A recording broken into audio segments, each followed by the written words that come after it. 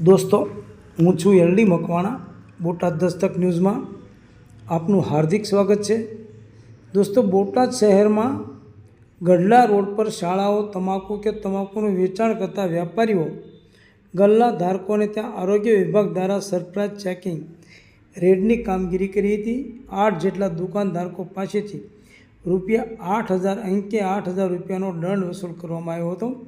સરકારશ્રીના રાષ્ટ્રીય તમાકુ નિયંત્રણ કાર્યક્રમ અંતર્ગત કલેક્ટર શ્રી ડૉક્ટર ઝિન્સી રોય અને જિલ્લા વિકાસ અધિકારી શ્રી અક્ષય બુદાણીયા તેમજ આરોગ્ય વિભાગના મુખ્ય જિલ્લા આરોગ્ય અધિકારી શ્રી ડૉક્ટર બી.કે. વાગડિયાની અધ્યક્ષતામાં બોટાદ જિલ્લામાં તમાકુ કે તમાકુની બનાવટનું બિનઅધિકૃત રીતે વેચાણ અને આનુષંગિક નિયમન માટે ટાસ્ક ફોર્સ સેલ કામગીરી કરી રહી છે. તમાકુ વિરોધી કાયદો, cigarette and other tobacco product act COTPA 2003નું સઘન અમલીકરણ થાય તે હેતુથી શહેરી આરોગ્ય કેન્દ્ર બોટાદ અંતર્ગત ટાસ્ક ફોર્સ દ્વારા બોટાદ શહેરમાં ગઢડા રોડ પર શાળાઓ પાસે સરપ્રાઇઝ ચેકિંગ રેડની કામગીરી હાથ ધરવામાં આવી હતી, જેમાં તમાકુ કે તમાકુની બનાવટના વેચતા નાના મોટા વેપારીઓ, પાન ગલ્લા, પાર્લર સહિતના 14 સ્થળો પર આકસ્મિક ચેકિંગ હાથ ધરી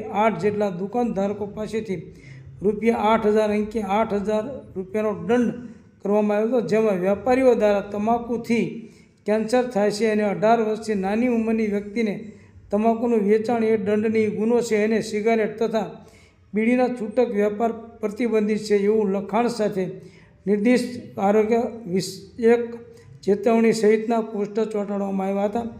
આ કામગીરી શહેરી આરોગ્ય કેન્દ્રના મેડિકલ ઓફિસર શ્રી પાયલબેન બોટાદરા અને સુપરવાઇઝર શ્રી નવીનભાઈ, નગરપાલિકા Botad sub inspector Shri Rajubhai Deraiya, police વિભાગના શ્રી અજીતભાઈ જે ભોજક અને શિક્ષણ વિભાગના શાળા નંબર 25ના આચાર્ય શ્રી હરેશભાઈ ભોજક દ્વારા ચોકસાઈપૂર્વક કરવામાં આવી હતી. તેમ મેડિકલ ઓફિસર શ્રી શહેરી આરોગ્ય કેન્દ્ર બોટાદની અખબારી યાદીમાં જણાવવામાં આવ્યું છે. Botad Dastak news, LD Makwana, Botad.